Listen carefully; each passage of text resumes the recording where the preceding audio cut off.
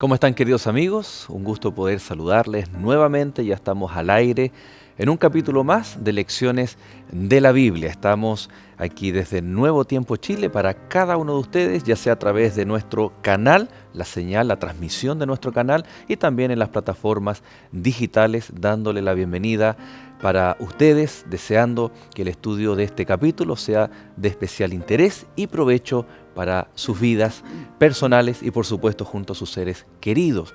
En el capítulo 6 vamos a estar hablando acerca o respondiendo a la pregunta ¿por qué es tan necesaria la interpretación?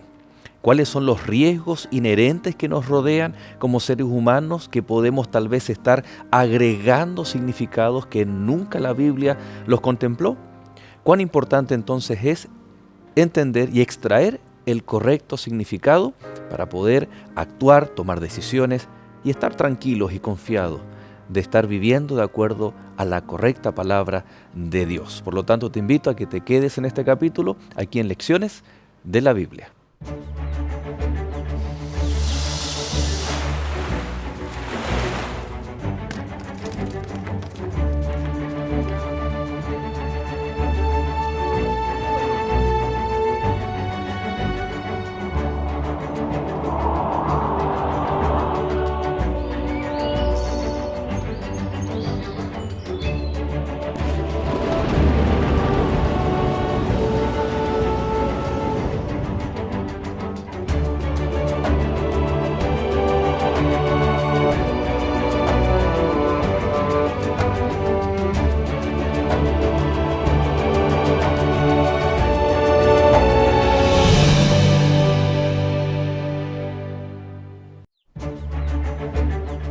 Esta semana, ¿por qué se necesita interpretación? Pero sin fe es imposible agradar a Dios, porque es necesario que el que se acerca a Dios crea que le hay y que es galardonador de los que le buscan. Hebreos capítulo 11, versículo 6.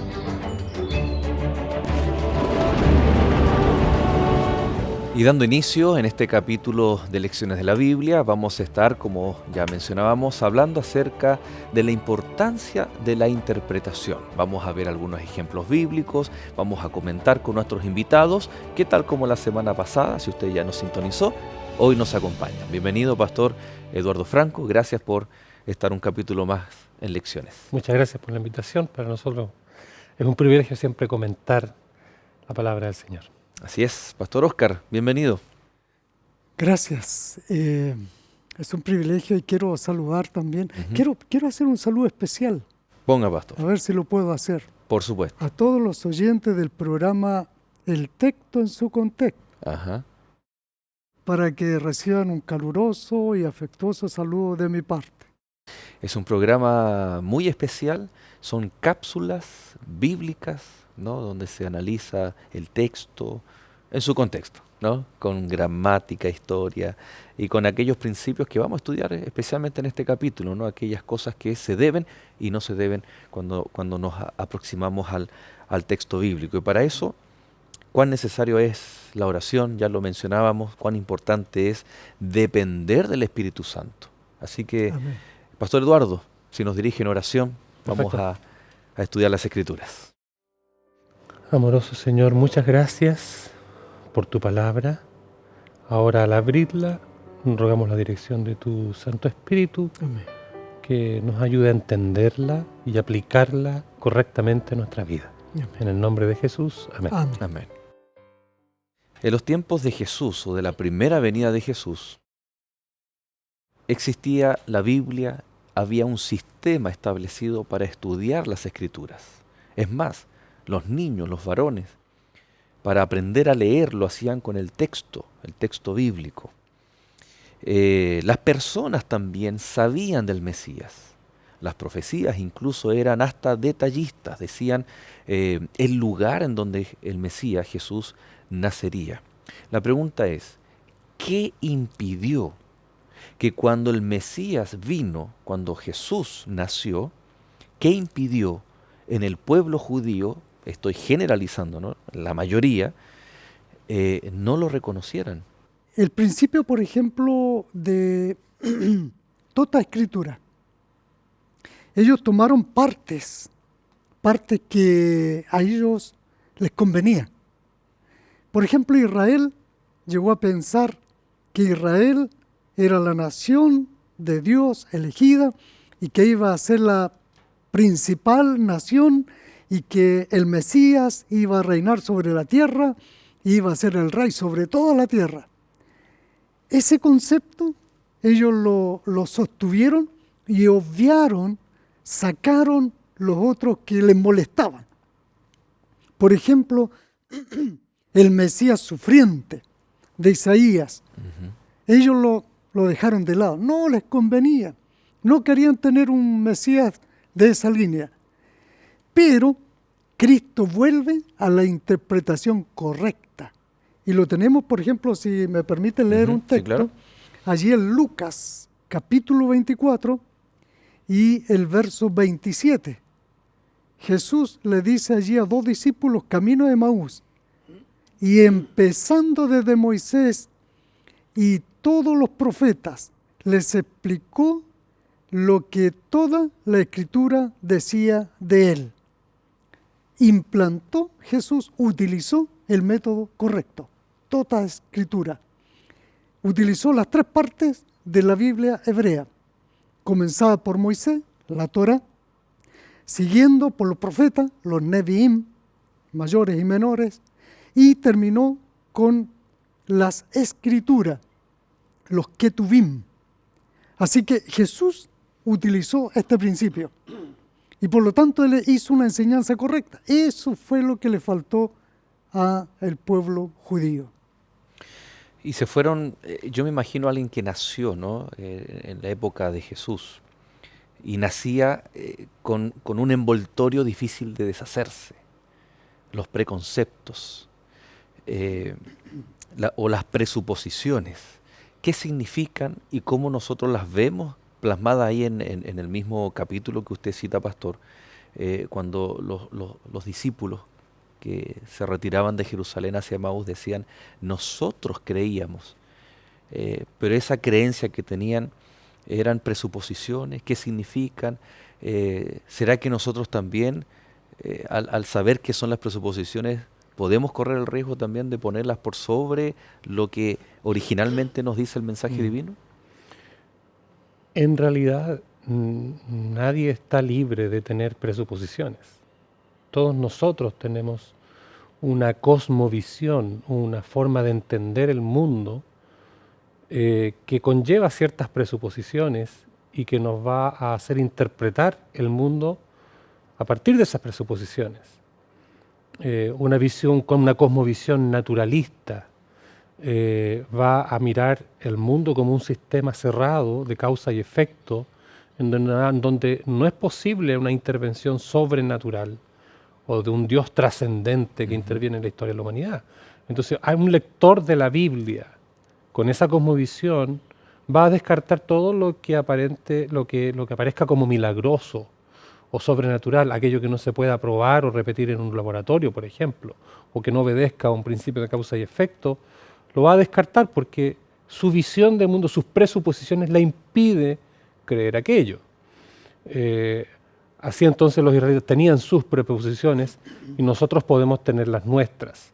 Ahora, lo ideal es hacer un ejercicio de someter nuestra razón, nuestra visión de mundo, para extraer las presuposiciones de la misma Biblia, que es lo que la Biblia señala como verdad. Entonces abrazar lo que Dios dice que es verdad y que me quiere enseñar a mí, ser humano más limitado, por supuesto, infinitamente más limitado que Él, para abrazar la verdad que Él me está revelando. Podemos decir entonces que esta cosmovisión que ellos tenían en relación a Dios, al mundo, era lo que usted decía, ¿no? Este Mesías. Y ellos dicen, nosotros creíamos, este era nuestro pensamiento. Es algo que no podemos deshacernos, ¿no? Involucra nuestra experiencia de vida, la forma como fuimos educados, fíjense que Pablo nos habla también a nosotros, él le escribe por supuesto en su contexto a los Corintios, ahí en el capítulo 2 de la primera carta a los Corintios, en el verso 12 dice, y nosotros no hemos recibido el espíritu del mundo, sino el espíritu que proviene de Dios, para que sepamos lo que Dios nos ha concedido, ¿no? Cuando habla de no hemos recibido el espíritu del mundo, tal vez está hablando de la cultura, de lo que nos rodea, de esta cosmovisión que inherentemente el ser humano va adquiriendo, ¿no? Nace, pero se va desarrollando y va adquiriendo una cosmovisión. Y cuando vamos a la Biblia, la pregunta es, ¿cuánto impacta el mundo, la cultura? Muchas veces cuando decimos mundo pensamos lo mundano, lo profano, y no necesariamente. Acá está diciendo lo que nos rodea, nuestra cultura. Entonces, ¿cómo afecta? Porque acá Pablo está hablando de entender a Dios. Y él termina diciendo, el único capaz de entender a Dios es el Espíritu de Dios. Pero nosotros necesitamos ser seres espirituales y no naturales, ¿no? Interesante. Ahora, yo quiero tomar el mismo ejemplo que tú has puesto de esos dos discípulos que iban camino de Emaús lleno de preconceptos, ¿no? Nosotros pensábamos que este era el Mesías, el Rey de Israel, pensábamos que se iban a cumplir todas las profecías mesiánicas ahora y teníamos todas nuestras perspectivas puestas en Él.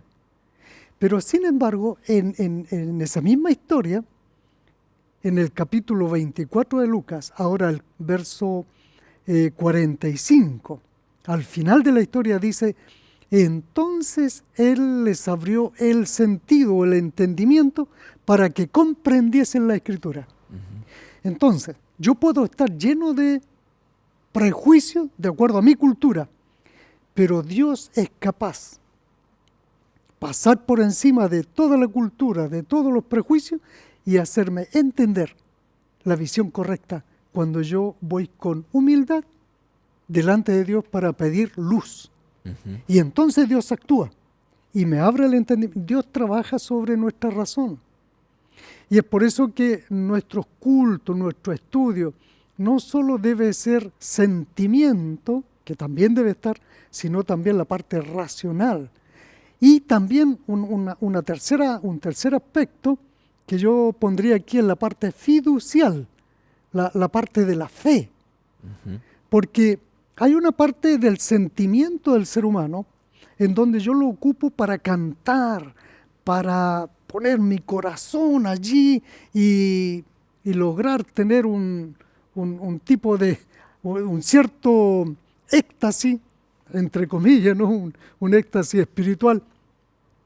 Pero eso no puede ser correcto si no está sujeto a la razón, un culto racional.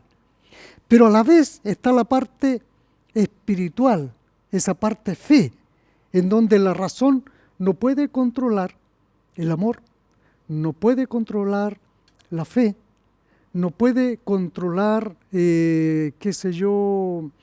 la alegría, o no puede controlar otros aspectos que son espirituales, porque nosotros estamos hechos de no solo razón, sentimiento y espíritu. Claro.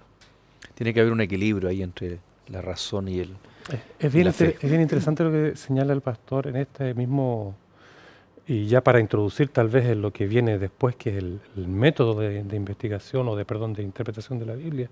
Jesús emplea un correcto método de interpretación bíblica para hacerles entender bien la Biblia, pero esto tiene un efecto integral en los seres humanos. Ellos venían de una experiencia de vida, no es solo aquí algo solo doctrinal, ellos tenían una experiencia de vida y con desilusión y tristeza. Venían de su vida en desilusión, por decirlo de una forma. Y el Señor les abre la Biblia, los expone a la fe, y ahora vuelven después, porque el texto dice que volvieron a Jerusalén, pero ahora no en desilusión, sino en esperanza. El correcto entendimiento de la doctrina y de la Biblia transformó su vida completamente, no solo su entendimiento de la doctrina, sino que Thomas Grum acuñó una frase con respecto a Emaús. Jesús los trajo de la vida en desesperanza a la fe y de la fe a la vida en esperanza. Transformó su vida completa al encontrarse y al entender bien las Escrituras como Jesús se las enseñó. Y ahora había propósito, ahora ellos tenían un sentido ahí. No podemos sacar todos los presupuestos de nuestra vida, pero sí el Espíritu Santo nos puede ayudar con algunos que interfieren en la correcta apreciación, especialmente del carácter de Dios, que no se puede tergiversar. Ya lo hemos mencionado, cuando se acuerdan hablábamos acerca del Antiguo y Nuevo Testamento, es el mismo Dios presente, cuando muchas veces se piensa que uno tiene un carácter, que son dos, el Padre y el Hijo, y el otro manifiesta un carácter completamente diferente del Antiguo Testamento.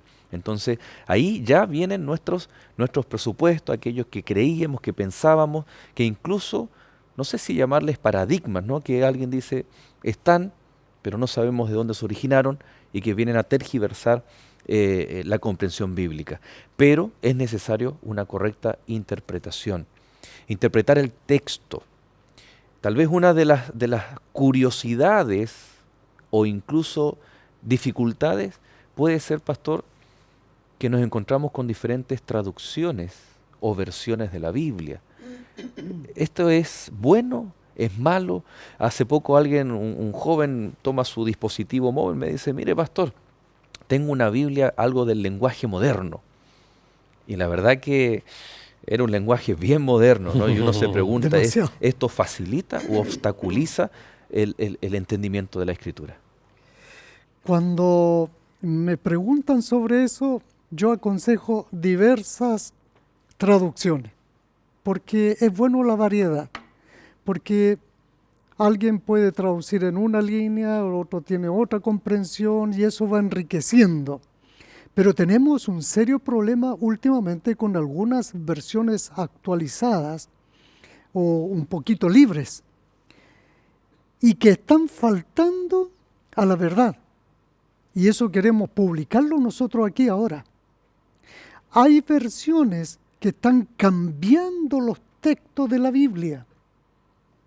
Por ejemplo, en vez de decir allí en Daniel 8:14, 2300 tarde y mañana, están diciendo 1300 tarde y mañana.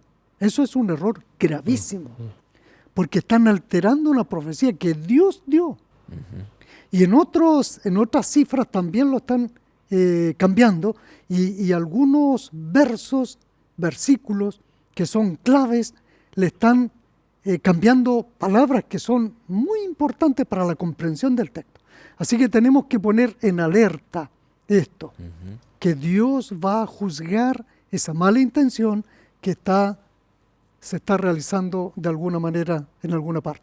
Tal vez para dar un par de tips así para la selección de buenas versiones, un consejo es aquellas versiones que trabajan sobre los textos originales griego y hebreo.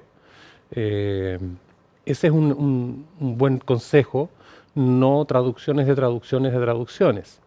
Además, aquellas que son traducciones de los literales y no paráfrasis, es decir, que no tratan de hacer una interpretación o aplicación del texto, sino ser lo más leal posible al significado del texto original.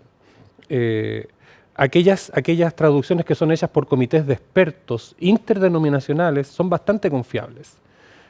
Sin embargo, hay algunas denominaciones que han hecho sus propias traducciones acomodadas a su doctrina. Aquellas, por supuesto, no son tan confiables. Hay que tener cuidado. Interesante que la Biblia se escribió, el Antiguo Testamento en hebreo, porciones también en arameo, el Nuevo Testamento en un griego antiguo, koiné, lenguas que difícilmente se hablan hoy, con esas particularidades, a tal punto se les llama lenguas muertas, ¿no? Y que ya el leerlas en un sentido original nos depara un tremendo desafío, porque puede un significado decir, decíamos en el primer capítulo, ¿no? Yo usaba la palabra rescate, u otra palabra, que tiene una connotación semántica para nosotros hoy, tal vez para la antigüedad no era un significado tal como nosotros lo aplicamos. Y bueno, vamos a hacer un alto, ¿les parece? Vamos a continuar buscando cuál es ese método de interpretación. Hemos visto cuáles son las cosas que hay que cuidarse, los presupuestos, las traducciones de la Biblia y por supuesto que en el último bloque vamos a ver aquellos elementos muy importantes que tienen que ver para poder comprender la Escritura. Vamos a un alto entonces y ya volvemos.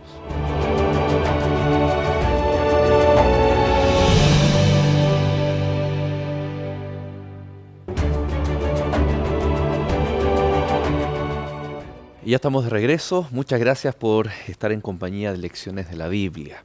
Estamos hablando acerca de cuál es el método, cómo interpretar las Escrituras, las cosas que hay cuando nosotros estamos interpretando, todo lo que involucra el ejercicio de la lectura de la Biblia. No era tan simple así como tal vez pensábamos. Hay que estar pendiente de varios aspectos que pueden ser técnicos, pero son prácticos a la vez, ¿no? Como por ejemplo, tal vez nos hemos parado frente a una librería cristiana en la sección de Biblias y en esa vitrina o en esas góndolas lleno de Biblias con diferentes títulos, ¿no? Porque hoy en día está la Biblia del estudio, la Biblia devocional, la Biblia de la mujer, la Biblia del hombre, la Biblia del joven. Y uno ahí, claro, se enfrenta al desafío cuál elegir, ¿no? Entonces ya escuchábamos los consejos en el bloque anterior de tal vez no hay ni mejores ni peores, sino las que se apeguen al texto original. Existen mapas conceptuales hoy en día que están incluso en internet, en donde nos muestran desde los escritos más originales, los manuscritos, y cómo se ha ido desarrollando las traducciones de las escrituras, ¿no? Y ahí uno puede ver cuáles son las más directas, cuáles son las que han pasado, como decía el pastor Eduardo, de una traducción a otra y a otra y a otra, e inevitablemente tal vez el sentido del texto puede ir variando, puede ir cambiando. Ahora, la cultura, ¿qué papel juega cuando nosotros leemos, pero también cuando el escritor entrega un mensaje, lo escribe? ¿Cómo debemos también conjugar aquellos elementos culturales? En la Biblia nosotros encontramos, en cuanto al idioma, dos mundos, y dos mundos muy diferentes. En el Antiguo Testamento, que fue escrito en hebreo, el hebreo pertenece a un pueblo semita. Los semitas, los árabes, judíos, ellos son de una religiosidad increíble, son de mente concreta. Su idioma es concreto. El idioma hebreo es un idioma muy especial. Es un idioma que se lo conoce como trilítero. La mayoría de las palabras se compone de 3 letras. Uh-huh. Su sintaxis, que no se le llama en realidad sintaxis, sino se le llama parataxis, porque es tan simple su construcción, no es como el griego. El griego tiene una sintaxis extraordinaria, casi de ingeniería, uh-huh. Sobre todo cuando uno tiene que hacer traducciones de los escritos clásicos. Cicerón era un experto en los estudios clásicos allí en latín, de armar frases, pero interminables. La sintaxis muy compleja, muy profunda. Sin embargo, el hebreo utiliza paralelismos, quiasmos y fácil de comprender. Y eso refleja un poco el pensamiento cultural entre el hebreo y el pensamiento griego. Y eso es lo increíble, cómo ahora el Evangelio une estos dos pensamientos. El koiné en el Nuevo Testamento, que el koiné es un griego vernáculo, un griego simple, un griego del pueblo. Platón, Sócrates y otros escritores antes, ellos no escribieron en koiné. El koiné era un idioma del tiempo de Jesús, los apóstoles, era un koiné simple. Sin embargo, ellos escribieron en griego más complejo, clásico. Y por lo tanto, pero tenemos sí un escritor griego que escribió en Koiné, muy famoso, Aristóteles. Aristóteles escribió en Koiné. Sin embargo, era un pensador profundo. Sin embargo, el Evangelio logra unir estas dos culturas, una cultura concreta con una cultura racionalista. Sin embargo, aquí se unen para entregarnos un mensaje y no hay ningún problema. Se unen en la teoría, en la doctrina, se unen en el plan de salvación, en los hilos que unen el Génesis con el Apocalipsis, en los principales temas, hay una concordancia absoluta. Eso quiere decir que aquí hubo un escritor más que humano. Aquí hubo una influencia divina en los escritores que guió a cada uno de ellos para que se produzca esta armonía incomprensible, porque este es un libro divino humano. Interesante. Y también, pastor, podemos ver la mano de Dios porque hay mensajes que son dados bajo cierto contexto. Está el más claro ejemplo cuando Pablo va allí a Atenas y él contextualiza también su mensaje. No obstante, la Biblia está dada en su contexto, pero a la vez es aplicada para el nuestro, trasciende las generaciones. Sí, sí. Sobre lo que decía el pastor, y eso ocurre producto de que la Biblia no es producto de una, perdón por la redundancia, no es el resultado de una cultura. La Biblia no es producto de una cultura, la Biblia es el producto de la mente de Dios iluminando la mente humana expresada en un lenguaje humano.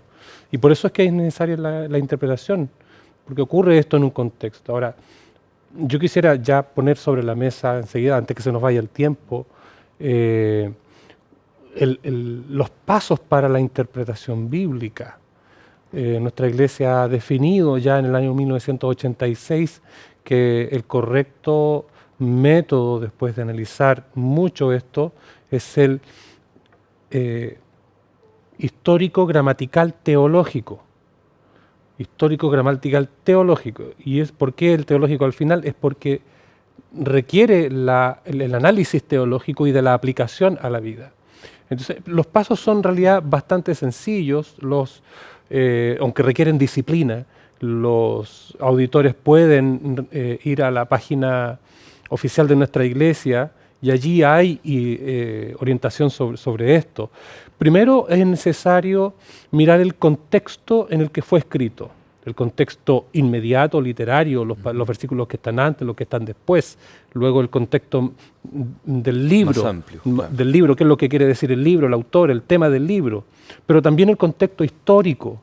Allí nos ayuda la arqueología, textos de historia confiables, para mirar cómo pudieron entender los receptores originales aquello que se escribió. Luego de mirar el contexto, tanto histórico como el literario, tenemos que mirar los aspectos lingüísticos. Aquí nos podemos ayudar de diccionarios, nos podemos ayudar de diccionarios exegéticos o distintas traducciones. Es un buen ejercicio mirar varias traducciones para hacerse una buena idea de lo que quiere decir el texto. Luego llega el momento de mirar el significado del texto. ¿Qué es lo que el texto quiere decir? ¿Qué es lo que entendieron aquellos lectores originales? Una vez que nosotros entendemos el significado del texto, ahora estamos en condiciones de dar el último paso, que una correcta hermenéutica no está completa sin este último paso, que es la aplicación a la vida. Una cosa es la comprensión doctrinal, lo que es muy importante, y para eso está la iglesia, está la comunidad, para ir llegando y asentando las doctrinas. Pero también está la aplicación del texto a la vida de la persona para que la vida sea transformada, porque el propósito de la Biblia es para generar fe y para que creyendo tengan vida eterna, pero eso debe aplicarse a la vida práctica del individuo, debe transformar la vida diaria del individuo, si no, el trabajo de estudio de la Biblia está incompleto y es infructífero. Interesante que esto se tiene que dar a nivel primero personal, cuando cada persona lee la Escritura. Estos pasos que suenan complejos, pero lo que decíamos, creo que en el capítulo anterior, ¿no? La clave del Espíritu Santo que nos va a guiar en estos pasos maravillosos, pero también en el aspecto colectivo. Por lo tanto, como pastor o como líder de iglesia, yo no puedo, de una forma entre tragicómica, ¿no? Porque llega a ser tragicómico, abrir la Biblia de una forma aleatoria o al azar Mm. y poner mi dedo, leer y pretender de ahí que Dios está hablando. Porque camino por un sendero tan peligroso, pasándome por alto todos estos principios de interpretación bíblica y quedando sujeto allí al momento, a lo que... Entonces, lo que va a venir es lo que soy, los presupuestos, los preconceptos, va a venir la experiencia por sobre la razón, o sea, se desequilibra este punto maravilloso que es el equilibrio entre la razón, la fe, nuestra experiencia. Por lo tanto, podemos decir con certeza, y especialmente a nuestros amigos que nos sintonizan, cómo es lo que hemos expuesto ahora en este último bloque. Podemos decir con certeza y con convicción que en la Iglesia Adventista del Séptimo Día se siguen estos pasos bíblicos para poder hacer la interpretación. Sí. Nosotros en la iglesia, como pastores, enseñamos a los hermanos a estudiar la Biblia en el método sencillo. Tenemos las guías de estudios que se promueven por este mismo programa y siguiendo siempre el método de Cristo. Pero quiero aclarar de paso dos palabras que han andado dando vueltas por acá entre nosotros y que a lo mejor necesitamos aclarársela a mucha gente. Y es la palabra exégesis y la palabra hermenéutica. Mm. Queremos decirlo en palabras simples. Exégesis es la explicación de un texto. Al leerlo, ¿cómo lo podemos explicar? Eso es una exégesis. Decir lo que quiere decir el texto. Allí en palabras simples. ¿Qué es la hermenéutica? La hermenéutica es el conjunto de reglas que se siguen para llegar a esta explicación. Entonces, ahí tenemos más o menos en palabras simples esas dos palabritas que las hemos mencionado. Pero nosotros seguimos este método de exégesis simple. Leamos el texto. ¿Qué dice el texto? ¿Qué dicen otros textos respecto a este texto? Y ese método simple de exégesis, ¿no? Siguiendo las reglas de la hermenéutica, las reglas que nos dicen que hay que estudiar un poquito aquí, un poquito allá, que tenemos que orar, pedir la dirección del Espíritu Santo y todas esas reglas hermenéuticas, investigando un poquito la historia, la cultura, que nos van a ayudar. Pero yo diría, utilicemos el método simple de exégesis. Leamos el texto una y otra vez, oremos sobre ese texto, busquemos tal vez el significado de algunas palabras del texto y busquemos en otro lugar si encontramos algún texto que ilumine este texto. Y esos son métodos de interpretación que son simples, pero apegados a la Escritura y al método de Cristo. Qué importante, pastor, lo que usted señalaba recién. Esto de buscar en un texto así y sin tener en cuenta lo que señalábamos acá y pues señalar al pastor el texto y lo que dice, o incluso el estilo literario, ¿no? Porque cuando no se puede leer un libro de poesía de la misma forma que una profecía, ¿cierto? Es casi irrisorio. Hay casi un chiste, ¿no? Que se dice a una persona que se salta todas las reglas de ver contexto y texto y contextos y ve donde Judas dice y se ahorcó y después pero por otro lado y cuando Jesús le dice ahora ve y haz tú lo mismo y el hombre va y se ahorca. Entonces es necesario mirar. Es un mal método. Claro, mirar dónde está escrito, por qué fue escrito y cómo se entiende bien. Porque si no, el resultado va a ser una teología mala y distorsionada. Exacto. Y por ende, una teología mal distorsionada, no solamente vamos a tener un conjunto de creencias errado, Por ejemplo, vamos a creer en la inmortalidad del alma, cuando la Biblia presenta claramente el estado de los muertos. Vamos a creer tal vez en una segunda venida no literal, sino espiritual. Una teología mala y distorsionada. Pero eso no es solo la mala noticia, el conjunto doctrinal, sino que vamos a tener una tergiversación del amor y del carácter de Cristo Jesús, del plan de salvación. Ahora hay algo que yo quiero tomar del pastor Franco, que delante mencionó, y es que nosotros seguimos el método histórico, gramatical, teológico. Hay otros métodos que no compartimos porque no lo encontramos, no tiene fundamento bíblico. El método idealista, el método alegórico.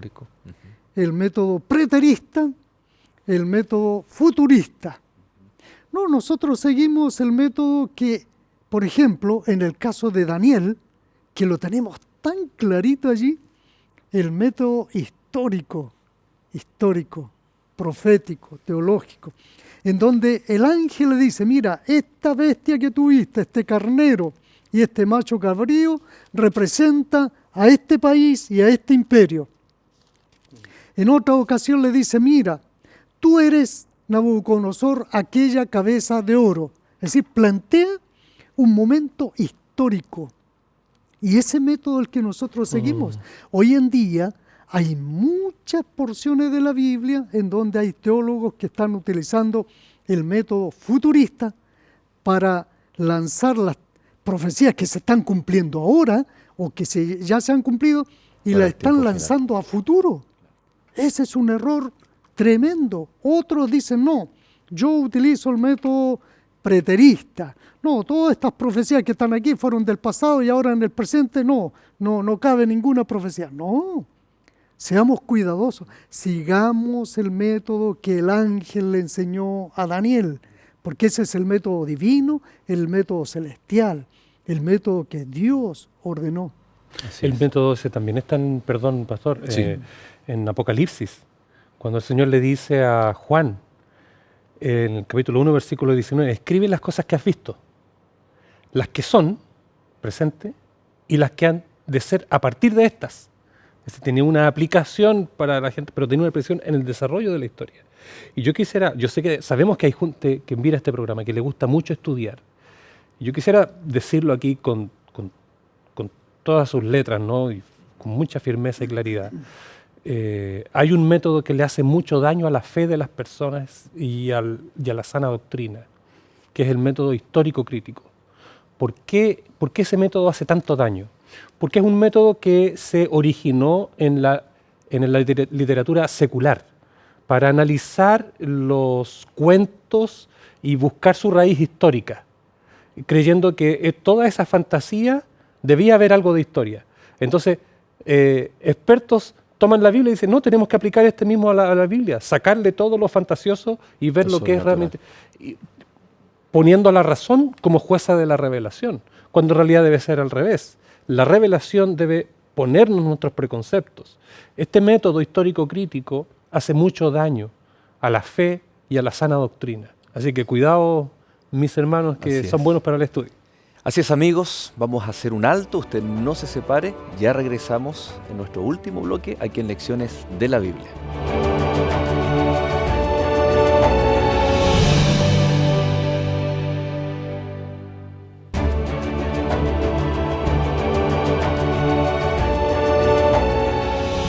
¿Te cuesta orar o estudiar la Biblia constantemente? ¿Te gustaría tener una relación más estrecha con Dios? Todos los consejos que necesitas para fortalecer tu vida espiritual la encontrarás en esta revista de estudio llamada La Biblia Habla.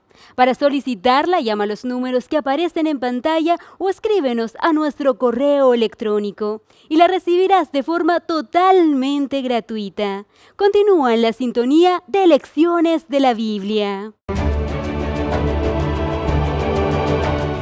Muchas gracias, queridos amigos, por seguir en compañía. Usted acaba de ver allí los materiales lindos que Escuela Bíblica ha preparado para cada uno de ustedes. Y al final del programa queremos hacer una invitación muy especial. y se las adelantamos, porque cuando usted ingresa al www.encuentraunaiglesia.org se va a encontrar con un apartado para poner su dirección. Usted pone su ubicación y va a encontrar la iglesia adventista del séptimo día más cercana a su domicilio. Y adivine qué, cada día sábado en la mañana nos encontramos entre hermanos, entre amigos, para hacer lecciones de la Biblia en cada templo, en cada iglesia adventista del séptimo día. ¿Te gustaría participar? ¿Te gustaría estudiar juntos las Escrituras y descubrir estas hermosas verdades? Pero especialmente para dejar de creer que es difícil entender la Biblia, sino todos juntos, apoyándonos, junto al material de escuela bíblica, pero también con todos los hermanos, los amigos y los voluntarios de la Iglesia Adventista y de Canal Nuevo Tiempo. Porque solitos tal vez nos desanimamos, pero juntos como familia espiritual, cuán importante es. Porque hay un elemento que no hay que desconocer, ¿no? Que es el propio elemento humano. Seguimos citando este texto que dice en Génesis, y el hombre se escondió. Dios viene y ¿dónde estás? Entonces cuando hablamos de la Biblia nos puede ocurrir exactamente lo mismo, que tenemos las ganas de estudiar, tenemos las ganas de hacer un plan, ¿no? Siempre a comenzar el año vienen planes, el año bíblico, diferentes estrategias, pero resulta que nuestra naturaleza no es muy dada a estudiar la Biblia, nos cuesta entenderla y ahí encontramos excusas o argumentos, no sé si tan válidos, para decir, no, esto no es lo mío. ¿Qué decir también con nuestra propia naturaleza que tal vez nos complica para acercarnos a la Biblia? Lamentablemente vivimos en este momento una etapa de este mundo de pecado, pero no fue así siempre. Cuando Dios creó este mundo era sin pecado, pero se introdujo el pecado y la palabra de Dios dice que por un hombre entró el pecado y el pecado pasó a todos nosotros. Todos somos pecadores, tenemos esta naturaleza pecaminosa y eso, el tener naturaleza pecaminosa nos hace alejarnos de la palabra de Dios y de Dios. Eso es natural en el pecador. No es natural acercarse a la Biblia. No es natural en la naturaleza humana nuestra pecadora acercarse a Dios. Eso es antinatural. Cuando alguien se acerca a Dios es porque Dios lo ha tocado con su Espíritu Santo. Cuando alguien se acerca a la Biblia no es por iniciativa propia o porque a mí me pareció bien. Fue un impulso divino que lo llevó a la palabra. Así que nuestra naturaleza nos juega una mala pasada. No nos hace amar las cosas de Dios, sino nos hace amar las cosas del mundo. Y es antiespiritual acercarse a esto por mi naturaleza. Pero Dios tiene poder para vencer aquellas tendencias al mundo, al mal, y acercarnos a Dios. Es interesante la pregunta que hace, pastor. No podemos nosotros acercarnos a la Biblia y esperar tener una interpretación correcta de ella si no nos acercamos con el espíritu correcto. Debemos acercar un espíritu humilde, creyente en Dios, solicitando su guía.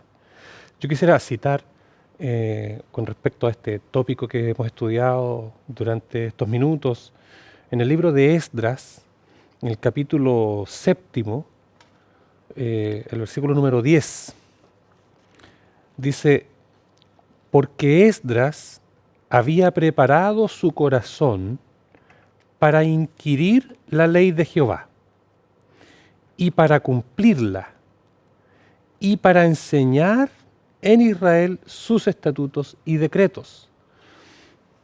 Me llama poderosamente la atención este texto porque aquí está el espíritu correcto de acercarse a la palabra de Dios. Esdras se acerca con la intención correcta, para inquirir, para investigar, para entender, para comprender, pero no solo como un libro de texto del cual va a traer contenido cognitivo, intelectual, sino que dice para obedecerla, ¿no?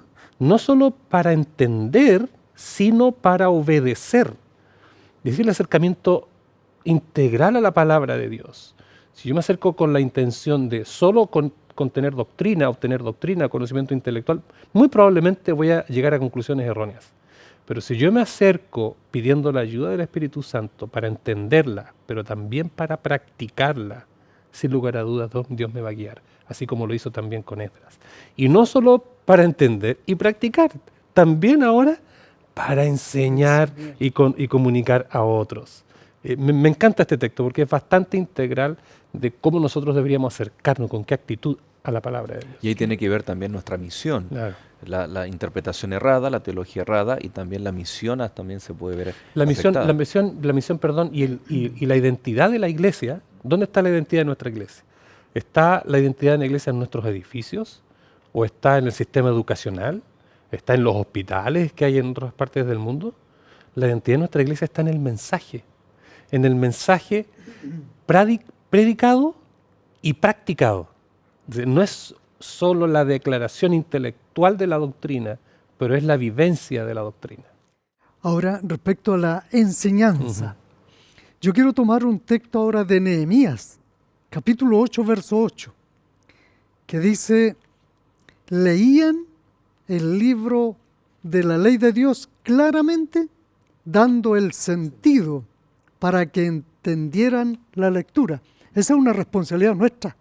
Ahora, como pastores, nosotros tenemos el deber de hacer claras las Escrituras. Cuando predicamos, que demos un mensaje que tenga cuerpo, que tenga sentido, que tenga objetivo, ¿no? Ahora, siendo un poquito, más bien, yendo al hebreo, traduje un poquito el texto, y el texto en hebreo dice: y leían en el libro de la ley de Dios, siendo explicado una y otra vez y poniendo el discernimiento, y entendieron la lectura. Mira, el hebreo en este texto es mucho más clarísimo, porque hay verbos hebreos que tienen cierta estructura que hay que parafrasearles para poderlos traducir, ¿no? Sí. Hay verbos piel, jifil, jofal, y esa estructura a veces no se puede traducir todo el sentido. Ellos lo que hacían era dar el sentido una y otra vez. Nosotros no nos cansemos de explicar una y otra vez algún texto, alguna enseñanza que es necesario. Ahora, ustedes saben que el Antiguo Testamento en cierto momento histórico fue traducido al griego y resultó una versión en griego del Antiguo Testamento que se llama la Septuaginta. Revisé ese texto en la Septuaginta, Nehemías 8:8, y dice: así tradujeron los judíos y leían en el libro de la ley de Dios, y Esdras enseñaba y definía con precisión en el conocimiento del Señor, y el pueblo entendía la lectura. Miren, interesante la traducción que hace la Septuaginta. Es decir, aquí nos confirma que el método para estudiar la Biblia es leer una vez, que otro lo explique, que otro pueda aportar, comparar los textos, hasta que lleguemos a la precisión del texto. Ahora, la Biblia, queremos aclarar esto, la Biblia es un libro normal, no es un libro místico. Oscuro. No es un libro oscuro, no es un libro que tiene ritos o rituales secretos. No. Si hay alguna iglesia que tiene rituales secretos por ahí, eso no es bíblico. ¿Cuáles son los ritos que nosotros tenemos en la Biblia? La Santa Cena, que no hay nada secreto. El rito del bautismo, que no hay nada secreto. El rito del ungimiento, que no hay nada secreto. Así que este no es un libro mistérico, no es un libro de iniciaciones como otras religiones por ahí. Sí. Y otro aspecto interesante cuando nos acercamos y tal vez yendo hacia la idea final y una invitación a nuestros amigos, Pastor Eduardo, es que no todo está revelado en la Biblia. Hay cosas que aún quedan en misterios para el ser humano y que serán reveladas cuando estemos con el Señor, cuando Él nos venga a buscar. Y por ese acto maravilloso de la glorificación entenderemos muchas cosas. Pero lo necesario para nuestra salvación está revelado en la Escritura. Por lo tanto, podemos ir con la actitud de buscar respuestas que no están, no porque Dios no las pueda revelar, es porque el énfasis de la palabra de Dios es revelar aquello que el hombre necesita para la salvación en Cristo Jesús. Pastor Eduardo, tal vez un llamado a nuestros amigos, una invitación. Justamente quiero citar un texto que habla especialmente de lo que usted, pastor, ha señalado. Está en el final del libro de Juan, cuando Juan dice por qué escribió o para qué escribió ese libro. Y ese propósito se aplica a toda la revelación. Dice, pero estas, las que se escribieron, muchas otras cosas hizo Jesús, dice el versículo anterior, pero estas se han escrito para que creáis que Jesús es el Cristo, el Hijo de Dios, y para que creyendo tengáis vida en su nombre. La Biblia no es solamente un libro de texto, no es solamente un libro de historia. La Biblia es la revelación de Dios para el hombre perdido, para que éste tenga fe en Él, para que transforme su vida y para que creyendo en Él tenga vida eterna. Ese es el propósito de Dios para tu vida. Ahora, ¿qué vas a hacer con el ofrecimiento? Aquí está la palabra de Dios, ofreciéndote el camino para que tengas vida eterna. ¿Vas a leerla? ¿Vas a escucharla? ¿Vas a incorporarla a tu vida o vas a hacer como si no existiera?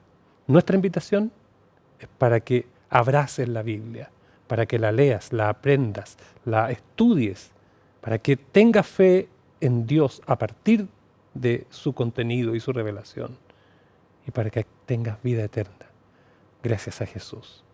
Que el Señor te bendiga y que esa sea tu decisión. Oremos, pastor, diríjanos en oración. Oremos. Amoroso Padre Celestial, muchas gracias por tu palabra, porque tu palabra es vida, porque tu palabra es verdad, porque tu palabra es luz para nosotros. Te rogamos que ella ilumine nuestra vida día a día, que nos saque de las tinieblas y de la ignorancia para llevarnos a la luz de tu conocimiento. Gracias porque en ella tenemos todo lo necesario para nuestra salvación y te rogamos que nos ayudes para estudiarla y hacerla nuestra guía el resto de nuestros días hasta que tú intervengas en la historia de la humanidad. En el nombre de Jesús, amén. Amén.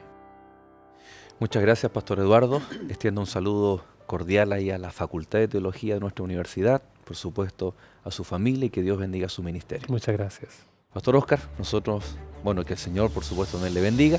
Nos vemos en el próximo capítulo, ¿le parece? Amén.